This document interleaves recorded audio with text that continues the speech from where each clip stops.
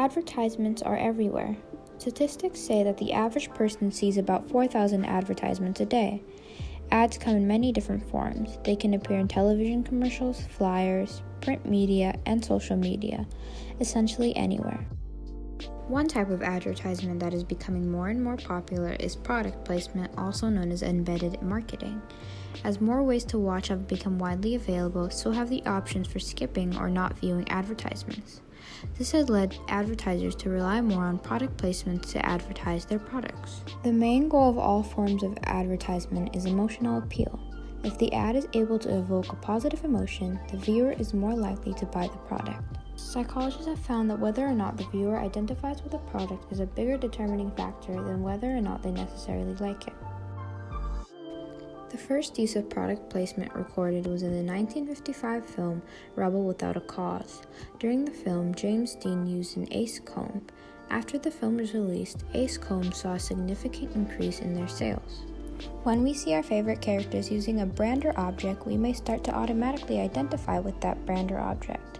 This is known as implicit self-identification and can be a way we indirectly live the lives of our favorite characters. The strategic placement of products is not limited to advertisements.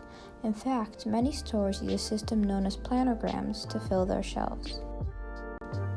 Planograms are diagrams that are used to determine the placement of products throughout a store to maximize its sales. Many things affect a planogram, including eye level, demographic, and the demand for the product. When at the store, shoppers often start looking at things that are at their eye level. Many of the best-selling products are placed on the middle shelves. This area is known as the bullseye zone. Children's products are generally placed on lower shelves to accommodate for the children's eye level. On September 6, 2018, my class and I were able to visit the Pike Place Market in downtown Seattle. There, I was able to ask vendors if anything affected the placement of their products.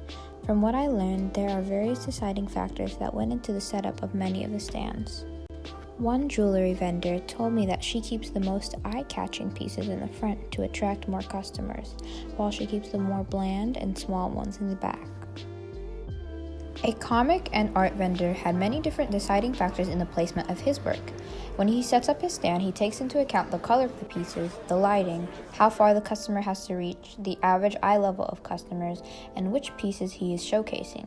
He likes to showcase his best work in the front and back, and in many different sizes. Another stand that sold honey found that when their stands looked full, their sales increased, while if they just had a few things on their stand, less people came and bought anything. A fruits and vegetables stand's main strategy was color contrast. You eat first with your eyes, she told me, so placing different colored foods together helped each one stand out. The strategic placement of products can be found in both stores and films. They are used as ways to optimize sales. The next time you're at a store or watching a movie, look closely and you might find examples of your own.